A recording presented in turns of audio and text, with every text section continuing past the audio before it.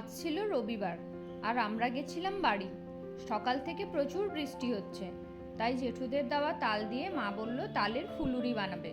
ব্যাস, আমরাও আনন্দে লেগে পড়লাম কাজে। আমি, বোন আর মামার মেয়ে তিনজনে বৃষ্টিতে ভিজে ভিজে আজকে ফটোশ্যুট করলাম। তারপরে বসলাম তালের ফুলুরি বানাতে। গোটা সম্পূর্ণ কাজ মা করলেও আমি আর বোনেরা মিলে মাকে হেল্প করেছি। হ্যালো সবাইকে, আমি মাম্পি।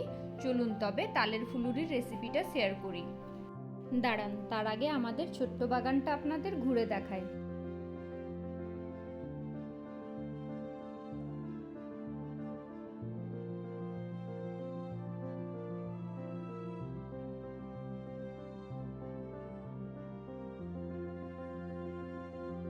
সবার প্রথমে আমি এখানে নারকেল কুড়ে নিচ্ছি।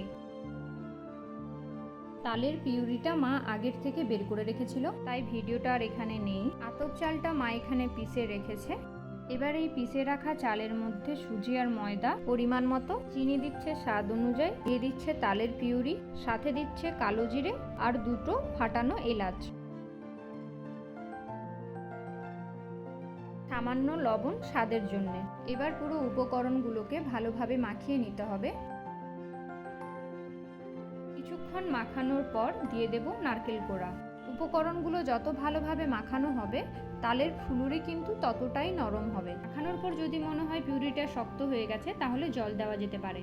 পিউরিটা আধা ঘন্টা ঢাকনা চাপা দিয়ে রেখে দেব। তারপর একটা পাত্রে তেল গরম করে ফুলুরিগুলো ভেজে নেব।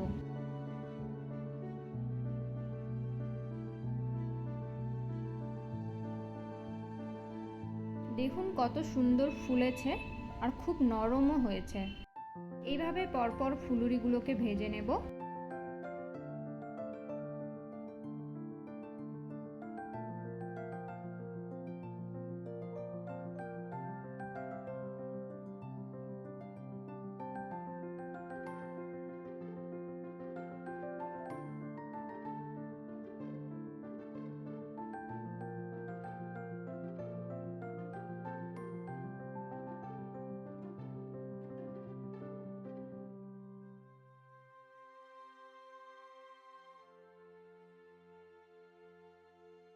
ফুলুরি একদম রেডি।